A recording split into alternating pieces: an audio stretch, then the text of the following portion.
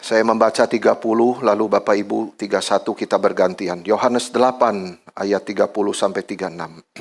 Setelah Yesus mengatakan semuanya itu, banyak orang percaya kepadanya. Maka katanya kepada orang-orang Yahudi yang percaya kepadanya, "Kalau kamu tetap dalam firman-Ku, kamu benar-benar adalah murid-Ku. Dan kamu akan mengetahui kebenaran, dan kebenaran itu akan memerdekakan kamu." Jawab mereka, "Kami adalah keturunan Abraham dan tidak pernah menjadi hamba siapapun.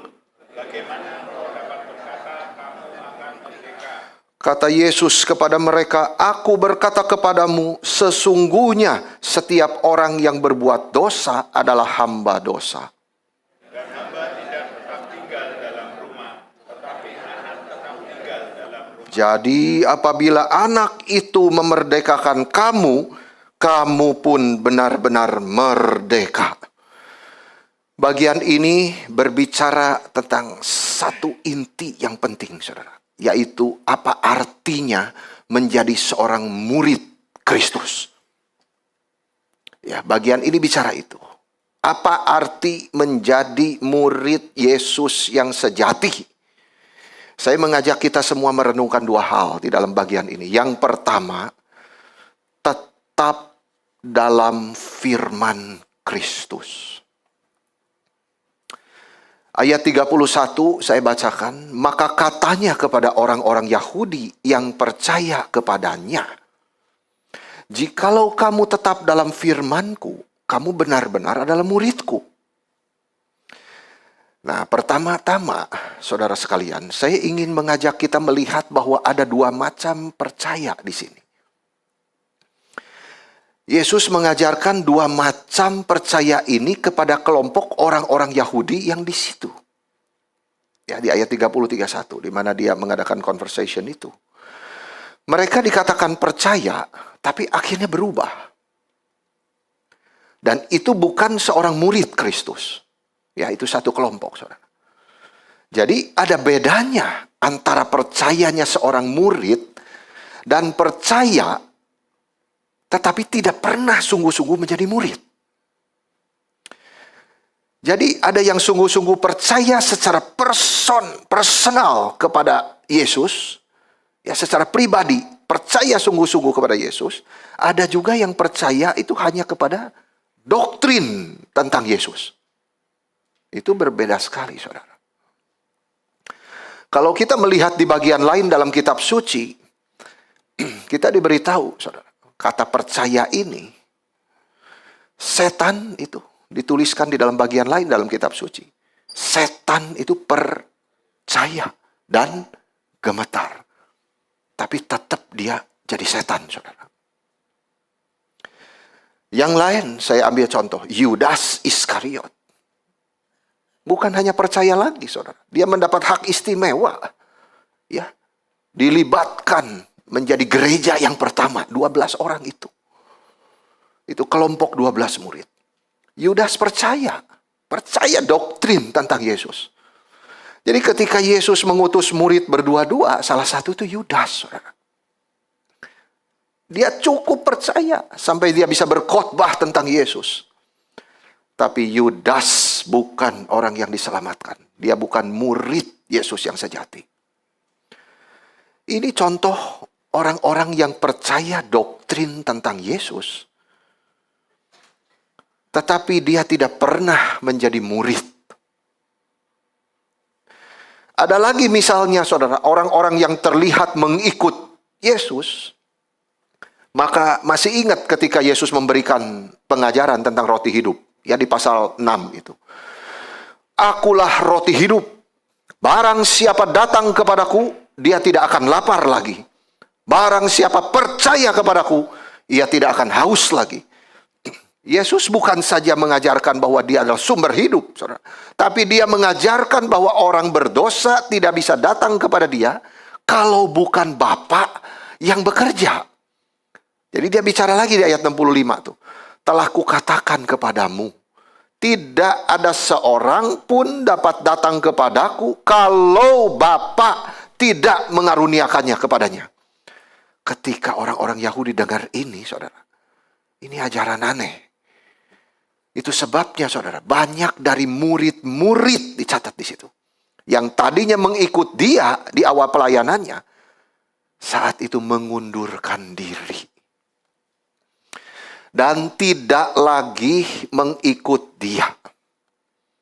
Jadi ini membuktikan bahwa orang banyak itu sebenarnya adalah orang-orang yang percaya doktrin tentang Yesus. Segala pengetahuan tentang Yesus, tapi mereka tidak punya iman menjadi seorang murid. Ini bisa dikatakan adalah percaya di dalam level pengetahuan saja. Hanya kognitif saja. Sehingga tidak mau ada keterlibatan dalam komitmennya mengikut. Tidak ada penyerahan diri kepada Yesus. Jadi orang yang mengaku percaya seperti ini, kalau apa yang dikatakan Yesus sesuai dengan pikiran mereka, mereka akan terima. Kalau tidak, mereka akan mundur dan meninggalkan Yesus. Inilah keadaannya waktu itu, saudara. Mereka mengundurkan diri karena tidak setuju dengan apa yang diajarkan oleh Yesus. Mereka percaya apa yang diajarkan Yesus hanya kepada poin tertentu saja. Tetapi begitu Yesus menyentuh hal yang inti daripada mengikut dia, mereka keberatan. Dan satu persatu mundur, tidak lagi mengikut Yesus. Jadi bisa dikatakan mereka ini adalah murid-murid sebentar saja. Murid-murid sebentar saja. Murid-murid yang palsu. Murid-murid bukan asli. Kita diajar saudara, bahwa meskipun katanya sama, ya, kata yang dituliskan di kitab suci itu percaya. Tetapi esensinya itu dari percaya itu bisa sangat berbeda. Antara percaya yang membawa kepada keselamatan, itu adanya bukan hanya iman, tapi juga komitmen untuk setia mengikut, menyangkal diri, memikul salib segalanya. Itu dimiliki oleh seorang murid. Dan percaya hanya pengakuan di mulut saja. Level kognitif, dia mengaku di mulut saja. Karena dia mengetahui memang doktrin-doktrin tentang Yesus. Ini yang pertama kita belajar daripada poin yang satu ini, saudara. Kita tidak boleh berpikir bahwa untuk masuk kepada kerajaan surga itu hanya cukup pengakuan di mulut. Saudara mungkin saja di KKR, ya, wah, sampai maju ke depan, keluar air mata, menulis kartu komitmen segala macam. Tapi itu bukan bukti. Itu hanya awal, saudara. Itu bukan bukti yang pasti bahwa dia memiliki iman yang sejati. Bukan pengakuan di mulut yang membawa kita ke dalam kerajaan surga, tapi iman di hati. Mengikut Kristus sebagai seorang murid. Kita harus memiliki iman yang kita akui. Saudara, kita mengakui iman rasuli itu kapan? Setiap minggu loh. Itu pengakuan iman rasuli sudah saya bahas di PA lengkap, mendetil semua. Saudara-saudara, satu persatu. Tetapi dari doktrin yang kita sudah tahu, apakah kita sungguh-sungguh percaya? Karena dimulai dengan apa? Credo. Aku percaya itu, saudara. Itu pertamanya. Aku percaya kepada Allah. Aku percaya kepada Kristus Yesus. Anaknya yang tunggal itu. Yang mati disalibkan dan turun ke dalam kerajaan. Aku percaya kepada Roh Kudus ketiga. Dan lain sebagainya, saudara-saudara. Jadi apakah kita sungguh-sungguh memiliki iman yang kita akui itu setiap minggu, saudara?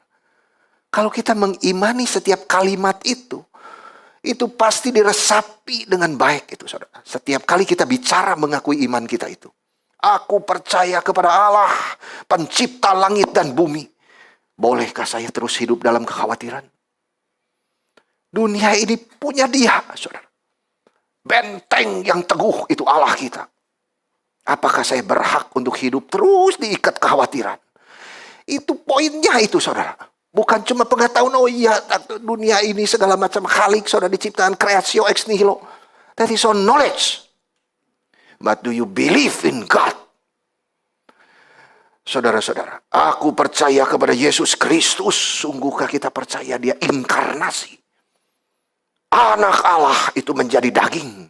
Saudara, kemuliaannya terlihat waktu dia berdarah di atas kayu salib itu. Saudara-saudara, aku percaya kepada Roh Kudus. Apakah kita memiliki betul-betul beriman kuasa Roh Kudus itu membebaskan kita daripada ikatan dosa? Atau kita hanya tahu saja, saudara, di level kognitif. Apa yang saya ucapkan saya tahu. Itu sebab bacanya juga balapan kan gitu, saudara. Jadi ini semua, saudara, ada semacam prinsipnya yang mendasar. Jikalau kita sungguh-sungguh mengerti, mengimani, kita bicara itu betul, saudara. Itu imanku kepada Allahku. Ia kan Tritunggal. Gitu. Matius 7 ayat 21 saya kutip, saudara. Bukan setiap orang yang berseru kepadaku, apa saudara? Tuhan, Tuhan akan masuk ke dalam kerajaan surga. Itu artinya orang Kristen. Itu bukan orang yang tidak percaya. Ayat ini untuk orang Kristen, untuk orang yang katanya percaya.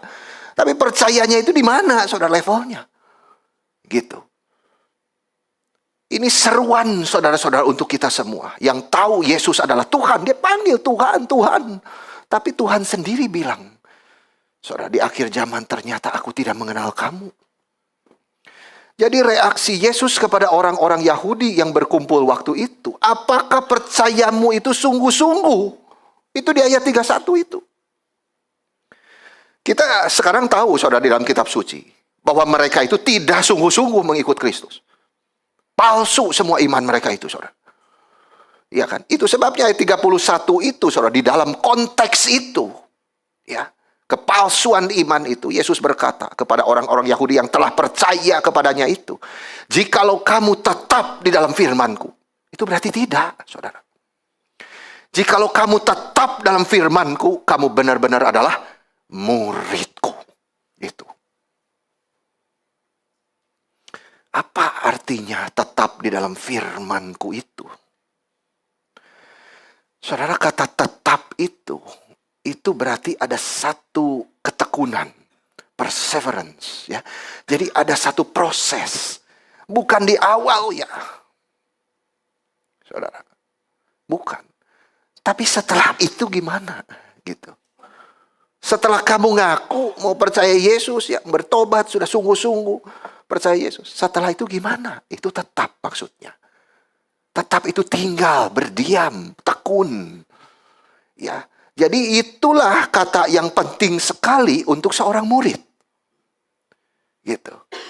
Tidak mungkin seorang murid tetapi tidak tekun. Hanya percaya jadi awal sudah gitu. Oh, susah tinggalin Yesus. Itu nggak ada, saudara. Ketekunan itu berarti ada satu komitmen. Ya kan? Jadi beriman saya tidak cukup, saudara, percaya itu. Harus ada komitmen kepada apa yang kita percaya. Kepada siapa yang kita percaya. Jadi komitmen itu dibuktikan dengan apa, saudara? Dengan waktu.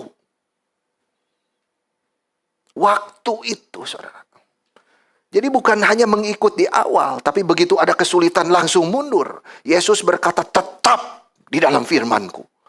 Itu artinya komitmen jangka panjang terus, saudara. Di dalam segala aspek kesulitan hidup kita, segala pencobaan yang datang sampai akhir hidup kita. Komitmen mengikut Kristus. Itulah murid. Tetap dalam firman. Jadi saudara, tidak cukup kepada melihat mujizat. Itu orang-orang Yahudi itu yang dulu dia conversation itu. Mereka sudah melihat mujizat, wah roti hebat. Ya saudara, orang sakit disembuhkan. Atau janji dimiliki surga. Saudara, jadi orang-orang Yahudi itu banyak yang percaya kepada Yesus. Mereka itu terlihat saja percaya. Karena di awal sepertinya memang gampang. Oh iya, tinggal percaya saya dapat surga. Wah enak.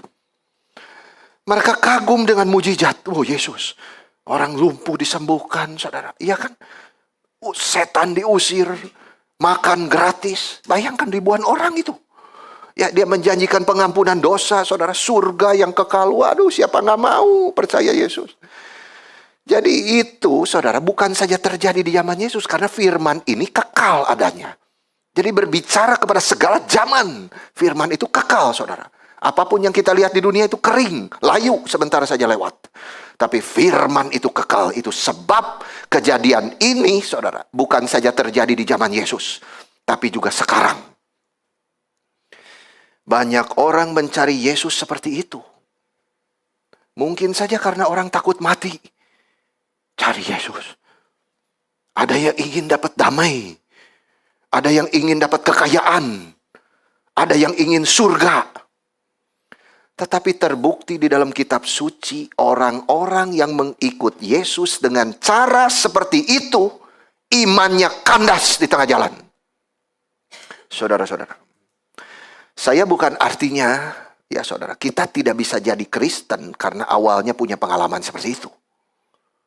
Saudara-saudara mengerti maksud saya ya. Ada orang yang tertarik kepada Kristus, kepada Kristen, karena melihat kok mujizat boleh terjadi. Ya misalkan di dalam sesuatu kemuliaan Tuhan yang dinyatakan.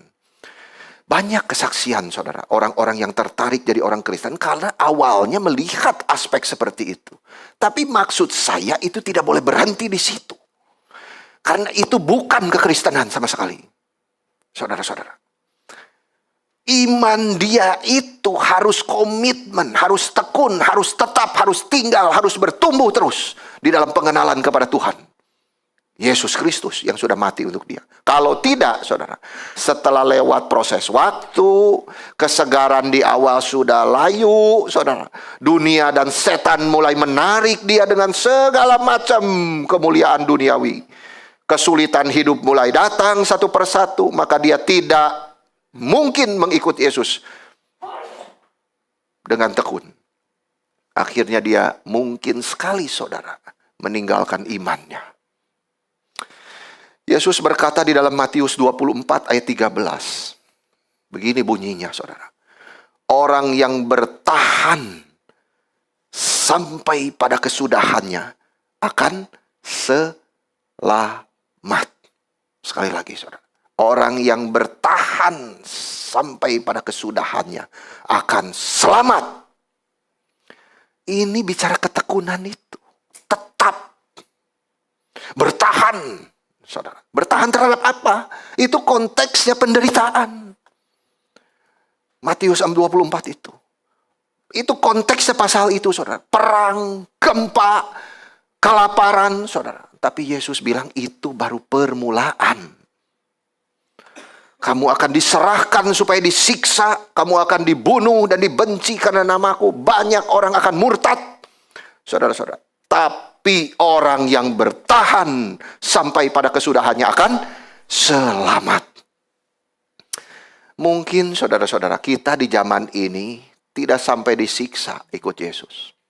Ada yang sampai mati, kita setengah sampai dianiaya. Ya kan? Dipenggal, saudara, digantung. Ya karena iman kita.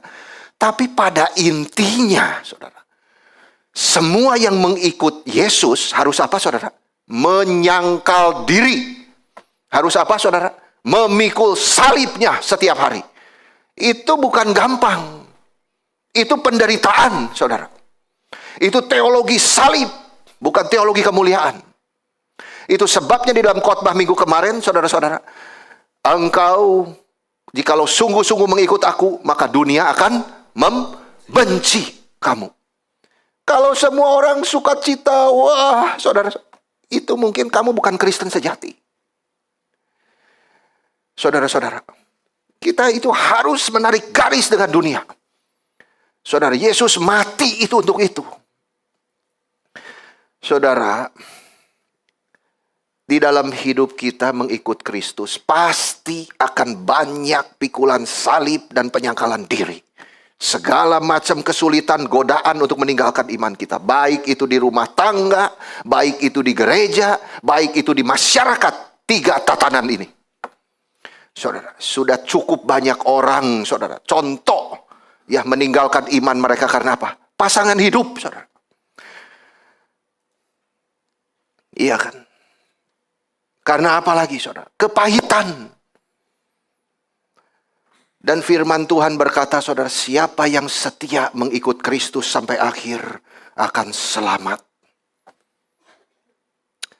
Maka penting sekali saudara kita menyadari ini warning dari Tuhan. Tetap di dalam firman-Ku itu. Itu peringatan saudara kepada kita semua. Kalau engkau tidak tinggal di dalam firman, kalau engkau tidak tetap, tidak berjuang menyangkal diri memikul salib di dalam firman itu, saudara, engkau bukan muridku yang sejati. Yesus tahu orang-orang banyak itu tidak sungguh-sungguh ikut dia. Karena Yesus itu Tuhan, dia tahu hati segala manusia. Mereka tidak punya ketekunan itu, nggak ada. Mereka tidak punya bertahan, bersabar itu nggak ada, saudara. Itu sebabnya Tuhan mengajar mereka dan kita semua sekarang, saudara. Tetaplah di dalam firman-Ku. Itu kata tetap itu berarti ada proses waktu. Panjang, saudara. Long suffering. Kamu harus tetap tinggal. Ada proses waktu yang menguji. Ingat saudara, waktu itu penguji. Jikalau kita adalah murid Kristus yang sungguh-sungguh, kita pasti akan diuji. Tidak mungkin kita tidak diuji, saudara. Itu sebab di dalam doa Bapa kami, apa kalimatnya, saudara? Jangan membawa kami ke dalam pencobaan, ya Tuhan. Engkau tahu, Tuhan, pencobaan apa yang akan menjatuhkan imanku. Oh Tuhan, tolong, jangan bawaku ke dalam pencobaan seperti itu. Jauhkan aku daripada pencobaan. Aku ingin mengikut Engkau itu. Karena saudara diuji melewati segala macam kesulitan dan tantangan itu. Bagaimana iman kita itu terus berjalan. Ya kita tahu itu anugerah saudara. Kita tahu itu. Lukas 8 ayat 13 saudara. Saya bacakan untuk saudara. Ternyata ada orang yang percaya itu sebentar saja. Itu di Lukas 8 ayat 13 loh. Mereka percaya sebentar saja. Nah ini pasti bukan murid kan saudara. Ini pasti bukan orang yang tetap tinggal di dalam firman. Bukan. Jadi ada orang yang percaya sebentar saja. Karena di dalam masa pencobaan saudara. Mereka apa saudara? Murtad. Gitu. Iman mereka kandas. Mereka mengundurkan diri dan tidak lagi mengikut Yesus. Itu bahasa-bahasa di dalam firman Tuhan, saudara. Di dalam 1 Yohanes 2 ayat 19, saya kutip 1. Ini sama surat Yohanes juga, saudara. Memang mereka berasal dari antara kita. Tadinya, saudara. Tetapi mereka tidak sungguh-sungguh termasuk pada kita. Sebab jika mereka sungguh-sungguh termasuk pada kita, niscaya mereka tetap bersama-sama dengan kita. Aduh, ini indah loh saudara. Kita itu gereja Tuhan. Mereka akan tetap bersama-sama dengan kita. Tetapi hal itu terjadi supaya menjadi nyata bahwa tidak semua mereka sungguh-sungguh termasuk pada kita. Yohanes mengatakan saudara bahwa ada orang Kristen itu yang superficial. Hanya di permukaan saja saudara. Itu yang disebut part-time Christian. Part-time follower of Jesus Christ. Mereka akan pergi satu hari.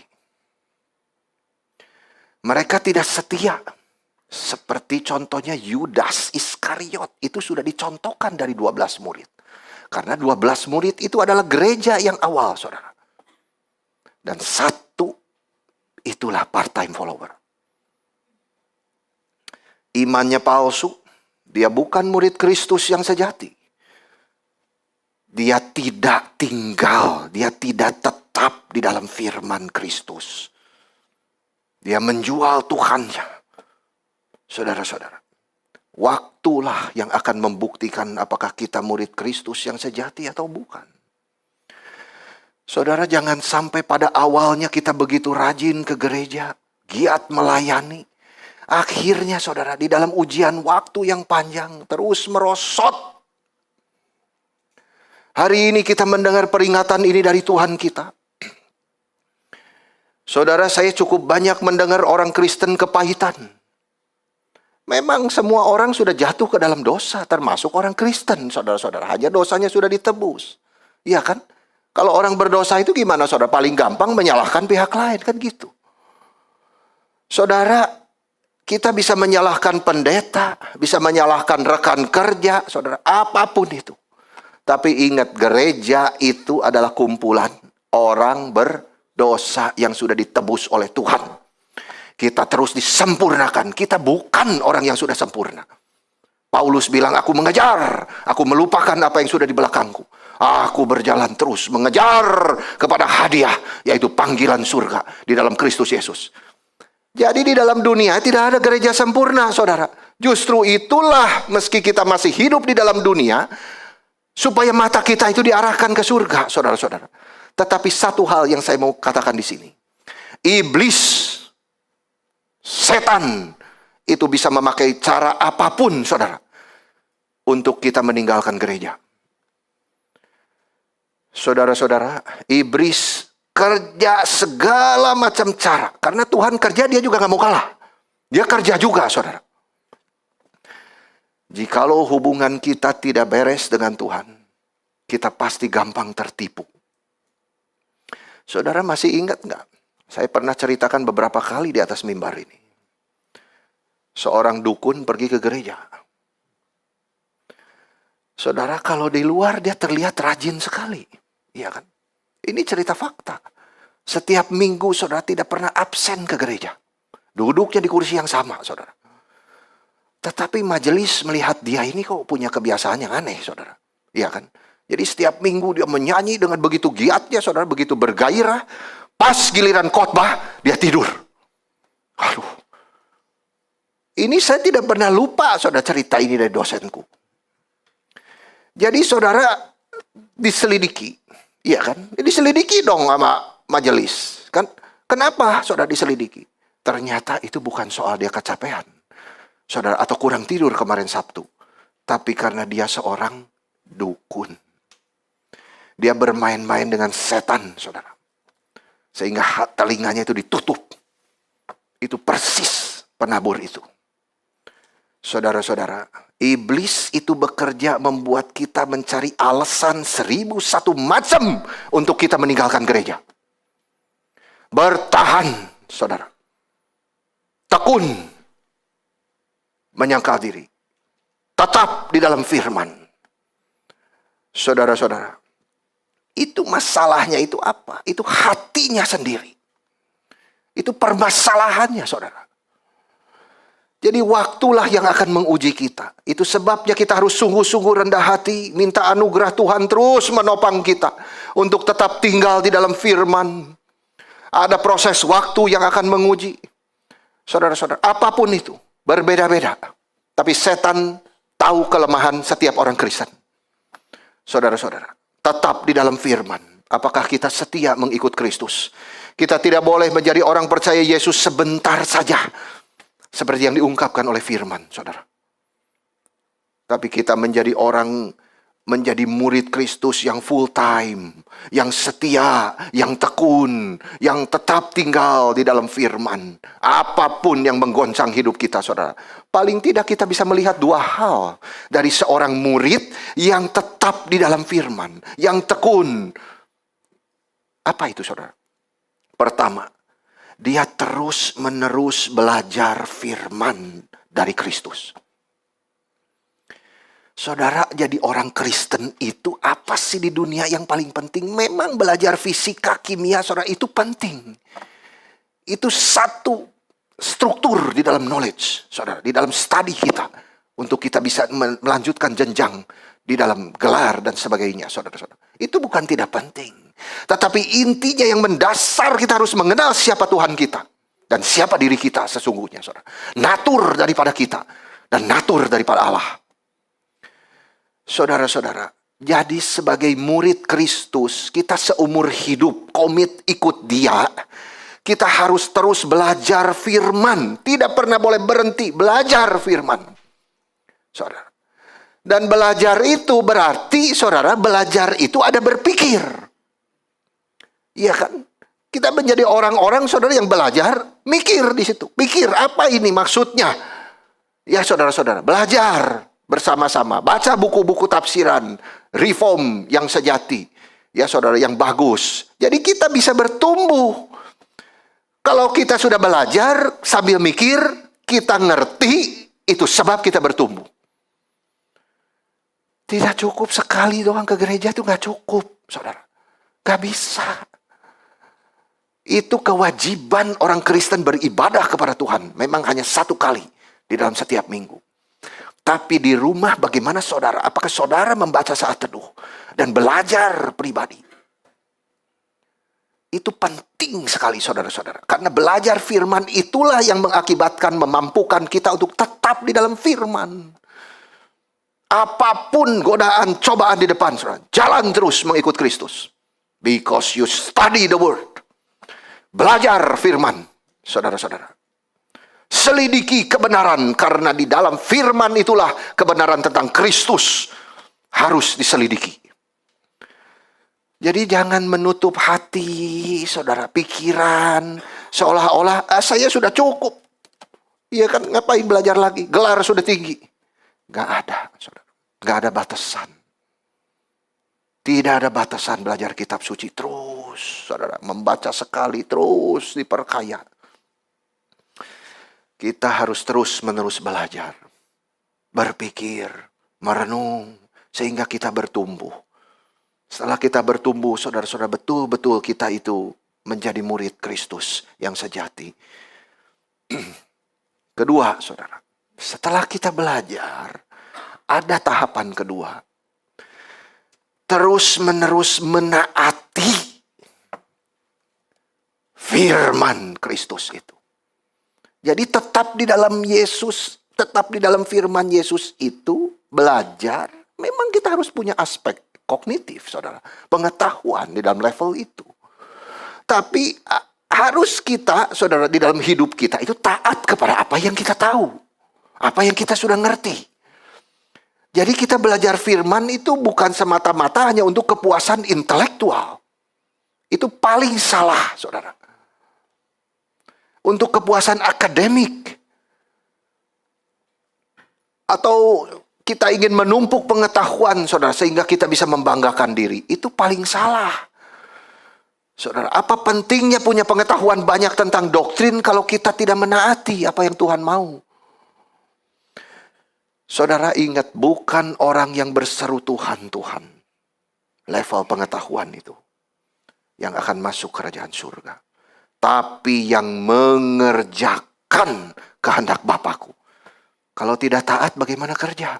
Nggak bisa, saudara. Justru orang taat itu orang yang mengerjakan kehendak Bapa itu. Jadi, saudara, kebenaran di dalam firman Tuhan yang kita sudah pelajari, yang kita sudah taati itu menghasilkan sesuatu apa, saudara? Action. Pasti. Seorang murid harus belajar firman untuk tujuan bekerja, saudara. Yaitu mengerjakan apa? Kehendak Tuhan. Itu intinya, saudara. Ini dua hal yang dikerjakan seorang murid yang tekun, yang tetap di dalam firman, belajar dan menaati firman. Ya, ini menuju kepada poin terakhir yang kedua, saudara. Sebagai hasilnya daripada pembelajaran, daripada ketaatan, hasilnya apa? Merdeka. Itu. Kristus yang memerdekakan kita. Waduh, luar biasa, saudara. Urutannya di dalam firman Tuhan itu. 31-36. Jadi, saudara, di poin pertama tadi kita sudah merenungkan iman. Iya kan? Ada iman, kemudian ada firman. Iya kan? Kemudian di sini ada apa, saudara? Kebenaran. Kalau kita beriman, kita rela memberi diri kita ditinggal di dalam firman, saudara. Maka kita akan mengerti kebenaran. Dan kebenaran itulah yang akan memerdekakan kita. Aduh, luar biasa, saudara. Saya tidak cukup ya pengetahuan dan kalimat saya mengatakan ini semua. Kemerdekaan orang Kristen melalui darah Kristus itu luar biasa, saudara-saudara. Bukan kebenaran ilmu, bukan kebenaran sains, bukan kebenaran sejarah, bukan kebenaran yang bersifat material, saudara. Tapi kebenaran terhadap segala sesuatu yang rohania. Itu yang membebaskan kita, saudara-saudara. Dan kebenaran itulah Yesus mengatakan, saudara, apa yang menjadi kemerdekaan itu? Merdeka dari apa, saudara-saudara? Paling tidak kita bisa memikirkan beberapa hal di dalam hal ini. Yang pertama, saudara, merdeka dari dosa.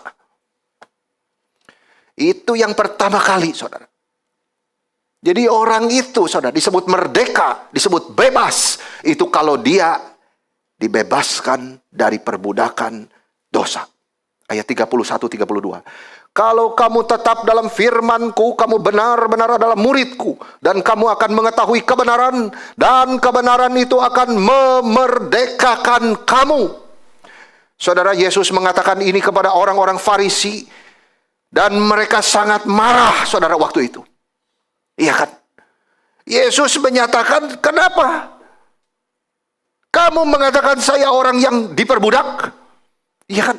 Saya orang bebas. Wah, saudara, orang Farisi, orang-orang Yahudi itu paling tidak mau dibilang orang yang diikat, saudara, orang yang diperbudak. Tapi Yesus mengatakan ini, saudara, itu sebab mereka dengan tegas menyatakan bahwa mereka tidak pernah menjadi hamba siapapun. Iya kan? Padahal kenyataannya kan tidak benar, saudara.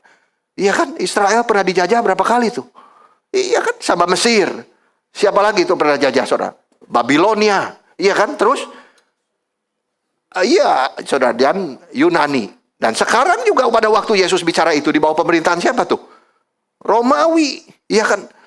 Jadi mereka itu berkata kepada dirinya, saudara, silakan saja sejarah bisa berkata seperti itu, tapi saya bukan budak. Wah, saudara, itu kekerasan hatinya tuh sudah benar-benar, saudara, tidak ada obatnya. Farisi itu. Jadi orang-orang Yahudi ini, saudara, menaruh nilai yang begitu tinggi kepada kebebasan yang mereka miliki sebagai kelahiran sebagai Yahudi, gitu. Bahwa di dalam Taurat, saudara, sudah tertulis tidak ada orang Yahudi bagaimana rendah dan miskin harus menjadi budak. Nah, saudara, jadi mereka benci sekali pemikiran tentang perbudakan itu, sehingga fakta sejarah pun, saudara, bablas, tidak mungkin bisa diterima lagi. Itu sebabnya mereka dengan marah berkata kepada Yesus, saudara, kami adalah, apa, saudara? Di ayat tadi, keturunan Abraham. Iya kan? Kami tidak pernah menjadi budak siapapun. Wah, ini artinya, saudara, bukan saja keras hatinya, ya, karena jelas di dalam sejarah berkali-kali dijajah, saudara, diperbudak. Jadi artinya orang Yahudi itu salah ngerti juga, saudara, kalimat Yesus ini. Jadi mereka tidak ngerti kalau Yesus itu bicara perbudakan itu secara rohaniah, bukan jasmani. Saudara-saudara, yang jasmani aja sudah gak diterima, saudara, apalagi yang rohani, kan gitu. Jadi kami bisa menunjukkan kepadamu, Yesus, akte kelahiran tuh, ya, keturunan Abraham. Kami bisa memberitahu kepadamu, Yesus, dari suku mana kami berasal. Iya kan, begitu bangganya itu. Kami dibesarkan di dalam komunitas perjanjian, umat perjanjian, saudara. Ayahku itu keturunan Abraham. Ibu saya keturunan Abraham. Kakek saya keturunan Abraham. Dan seterusnya, saudara. Jadi orang-orang Farisi ini mengandalkan apa, saudara? Garis keturunan. Biologis, saudara. Pada silsilah keluarga untuk membawa mereka masuk surga. Itu kesalahannya di situ. Firman Tuhan mengajarkan kita waspada terhadap jebakan seperti ini. Karena firman Tuhan itu kekal, saudara. Bukan cuma bicara kepada zaman itu. Kita semua juga tidak kebal terhadap hal seperti ini. Saya orang Kristen. Iya kan? Saya dilahirkan Kristen. Iya kan? Ayah saya Kristen. Ibu saya Kristen. Kakek saya Kristen. Saya punya garis keturunan yang panjang sebagai Kristen. Kita bisa membuat penjelasan seperti Farisi, saudara. Tetapi kitab suci mengajarkan bahwa tidak ada seorang pun yang dilahirkan Kristen. Saudara-saudara, tidak ada yang masuk ke dalam surga karena kelahiran biologis. Firman Tuhan sudah mengatakan, jikalau seseorang tidak dilahirkan kembali, dia tidak bisa melihat kerajaan Allah. Jadi kelahiran biologis, saudara, tidak cukup untuk membuat kita masuk ke dalam kerajaan surga. Kita harus dilahirkan kembali. Saudara, orang Yahudi itu sangat bangga kepada kelahiran mereka sebagai Yahudi. Keturunan Abraham asli. Tapi mereka tidak sadar, saudara, bahwa Yesus bicara perbudakan yang lain, yaitu perbudakan dosa. Di ayat 34, aku berkata kepadamu, sesungguhnya setiap orang yang berbuat dosa adalah hamba dosa.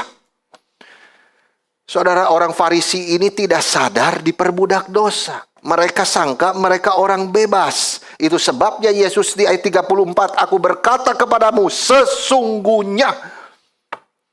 Saudara, setiap orang yang berbuat dosa adalah hamba dosa.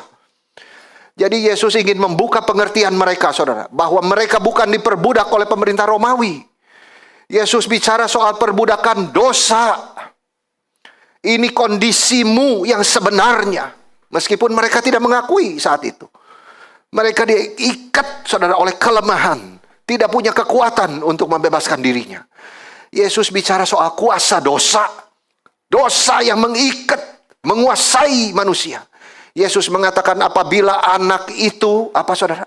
Memerdekakan kamu, maka kamu pun benar-benar merdeka. Waduh, luar biasa. Hanya anak yang bisa loh. Ini Natal, ini apa saudara? Itulah Bapa mengutus anaknya itu. Untuk membebaskan kita, saudara, dari kuasa dosa. Saudara, hanya Yesus yang bisa membebaskan kita dari ikatan dosa. Hanya darah Dia yang diterima oleh Allah sebagai korban untuk mengganti dosa kita. Apakah kita adalah orang-orang yang menginginkan kebebasan itu? Itu pertanyaannya, saudara. Kalau kita merasa diri tidak pernah diperbudak apapun, saudara, maka kita tidak butuh kebebasan itu. I'm free. Saudara, mungkin kita punya kebebasan sekarang. Sejak percaya Yesus kita dibebaskan dari rasa takut akan kematian. Ya kan? Kita boleh, saudara-saudara, dihilangkan dari rasa takut akan penghakiman. Kita akan menerima mahkota kemuliaan dan segala macam. Saudara, beban dosa tidak lagi mengikat kita, saudara. Kita bebas untuk bertumbuh, belajar firman. Ya kan? Mengenal Tuhan kita Yesus Kristus. Tetapi saudara jangan lupa, masih saja ada sisa dosa itu. Masih saja ada dosa yang sulit dilepaskan. Mungkin kita punya temperamen sulit dikontrol. Mungkin ada dosa perzinahan mengikat, tidak bisa dilepaskan.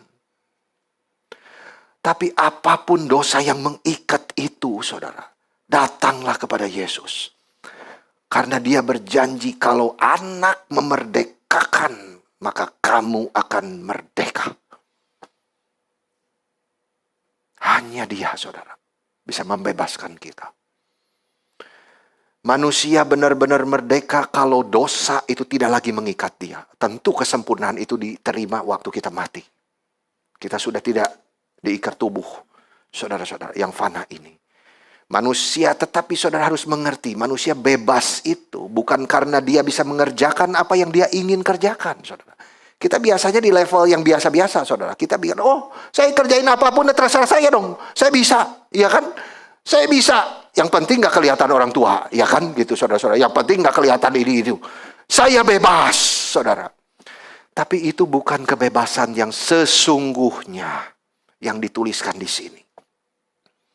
Mungkin saja, saudara, ada orang yang ditegur kesalahannya, dia bisa berkata, saya bebas dong mengerjakan apa yang saya suka dengan hidup saya. Iya kan? Tapi intinya, saudara, orang yang sedang diikat dosa, itu bukan mengerjakan apa yang dia sukai. Tapi mengerjakan apa yang sukai, saudara? Dosa sukai, itu yang dia kerjakan. Saudara-saudara. Jadi harus diganti.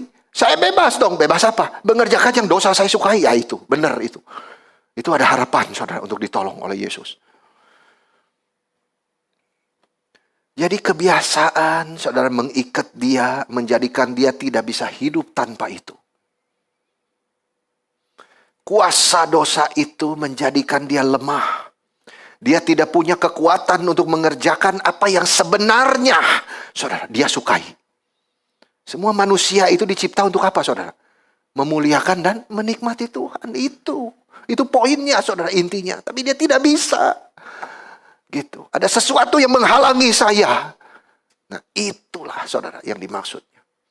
Itu sebabnya kebebasan sejati itu, saudara, kalau dia bisa menginginkan untuk mengerjakan apa yang seharusnya dia kerjakan, itu berarti kemerdekaan sejati.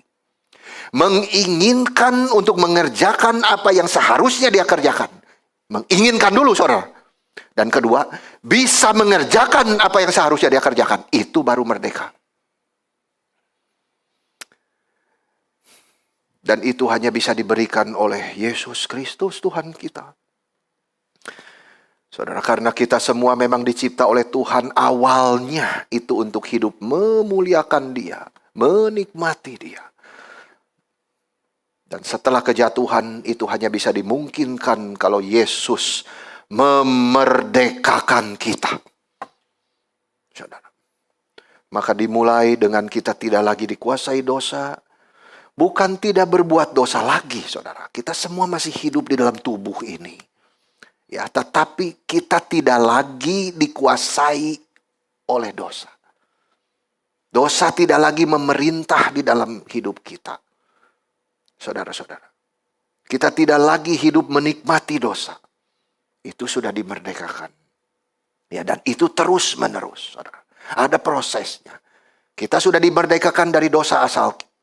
Ya, saudara, diturunkan oleh Adam. Tapi masih ada sisa dosa. Itu pun perlu pembebasan demi pembebasan dari Kristus. Firman Tuhan berkata dalam 1 Yohanes 3 ayat 6. Saya bacakan untuk saudara. Karena itu setiap orang yang tetap berada di dalam Dia tidak berbuat dosa lagi. Nah, itu pengertiannya, saudara. Maksudnya bukan kita tidak lagi jatuh ke dalam dosa, ya, seperti malaikat yang sudah diberkati. Tetapi di sini artinya dia yang sudah dimerdekakan oleh darah Kristus tidak lagi hidup di dalam dosa. Karena dia tetap berada di dalam Kristus. Dia tetap berada di dalam firman. Dia bertekun, belajar dan menaati, maka hasilnya adalah kemerdekaan ini. Firman Tuhan di dalam Roma 6 ayat 17-20, saudara. Intinya apa? Di situ Paulus bersyukur kepada Tuhan bahwa orang Kristen itu dibebaskan dari perbudakan dosa. Kamu telah dimerdekakan dari dosa dan sekarang menjadi hamba kebenaran. Waduh, itu kalimat luar biasa, saudara. Saya menutup dengan pembahasan mengenai ini. Jadi saudara-saudara, kita dibebaskan dari perbudakan dosa. Itu ada tujuannya. Belum ke surga kan kita belum. Jadi apa di dunia ini, saudara? Hamba kebenaran itu. Jadi setelah kita ditebus Kristus, saudara, kita dipindahkan dari status hamba dosa menjadi hamba kebenaran. Kemerdekaan itu anugerah, saudara. Ya, itu anugerah. Kalau kita bisa bebas dari kekuasaan asing, saudara, kita bisa bebas, kebebasan pers, ya kan, kebebasan beragama, itu anugerah, saudara.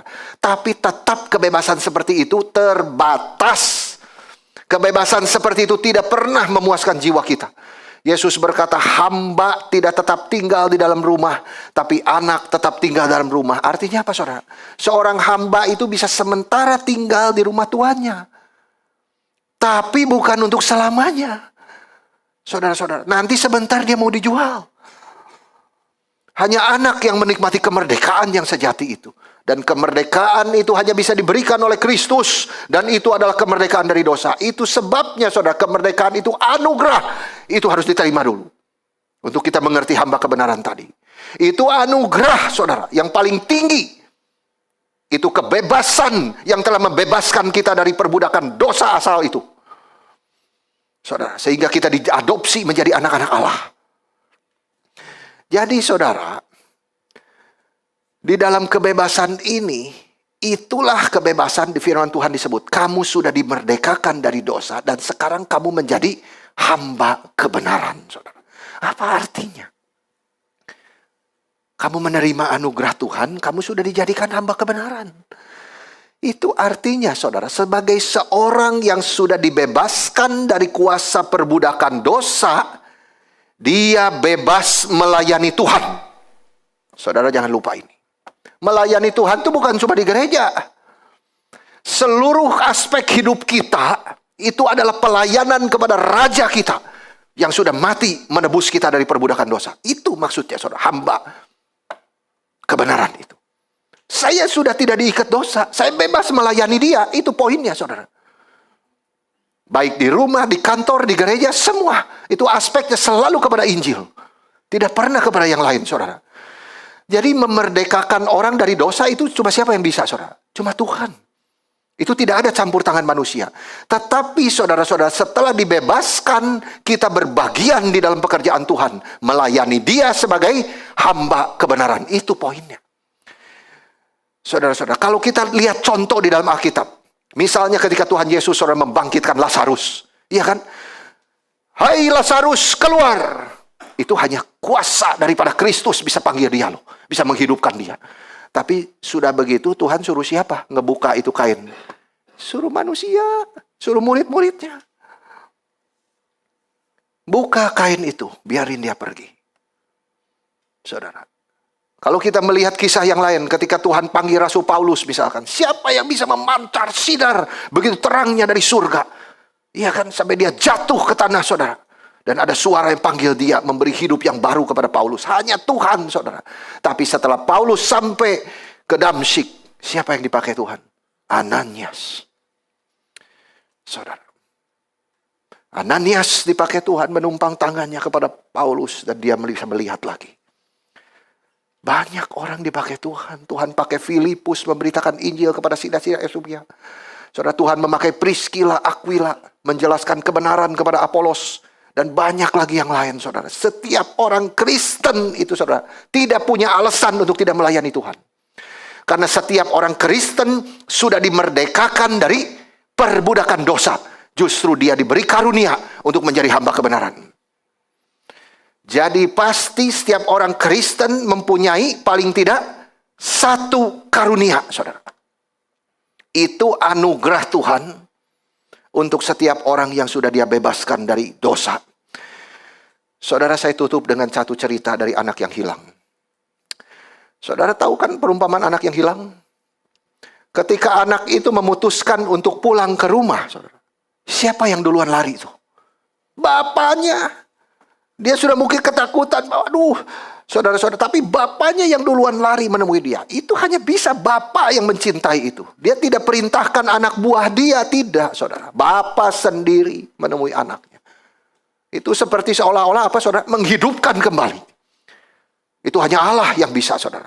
Bapak sendiri pergi dan dia memeluk anaknya, cium dia, saudara-saudara. Iya kan? Itu bapak mengampuni dosa anaknya itu. Menerima dia kembali ke rumah. Itu tugas bapak. Tidak bisa dikerjakan siapapun, saudara. Tapi setelah Bapa selesai mengerjakan itu, siapa yang diperintah, saudara?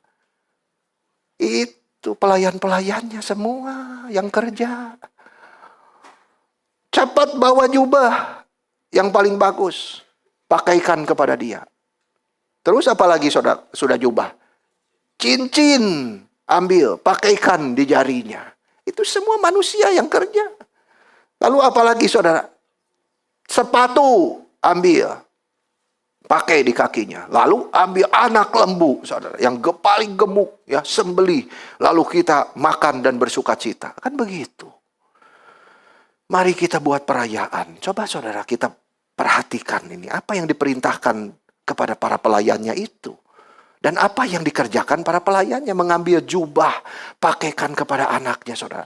Jadi jubah itu apa? Seringkali kan itu bicara kebenaran Kristus. Saudara. Jadi ini bicara soal kebenaran bagi orang berdosa. Kita bisa menjadi saksi Kristus, saudara. Supaya orang lain itu kenal dia. Ya kan di aspek kehidupan kita. Yang sering kita sebut penginjilan itu loh, saudara. Ya, jadi itu pengajaran yang mengajar, saudara, berkhotbah, ya kan. Yang kedua memakai cincin di jari itu apa, saudara? Bicara apa itu? Itu bicara persekutuan, saudara. Ya kan, kita saling menolong, mengenal, ya, berbagi beban satu dengan yang lain. Lalu ketiga, pakai sepatu itu di kaki apa? Itu berarti ada jalan yang harus dilalui. Saudara, dan jalan itu membutuhkan sepatu. Sama juga, saudara, ada juga orang Kristen itu dipanggil untuk mempersiapkan perjalanan orang lain. Ada ambil anak lembu, bersukacita, saudara. Banyak anak-anak Tuhan membutuhkan makanan rohani. Banyak hal yang harus dikerjakan, saudara. Setiap orang Kristen punya tanggung jawab melayani sesamanya. Menjadi saksi Kristus yang sudah membebaskan dia dari kuasa dosa itu. Saudara, hidup Kristen kita selalu di dalam kerangka pelayanan kepada Tuhan.